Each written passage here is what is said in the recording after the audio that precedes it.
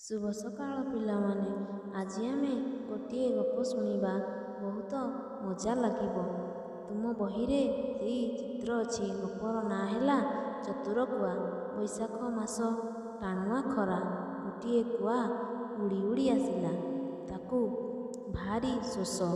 से गोटे पाखरे एक माठिया देखिला। माठिया भितर को थंट पुराइला। पानी पी पारिला नहीं, कारण माठियारे अल्प पानी थिला। से एक उपाय चिंता कला। रास्तारे पड़िथिबा गोड़ी को थंटरे गोटी गोटी करी आनी माठियारे पकाइला। माठियार पानी धीरे धीरे ऊपर को उठी आसिला। से पानी पी आनंदरे का का करी उड़ीगला।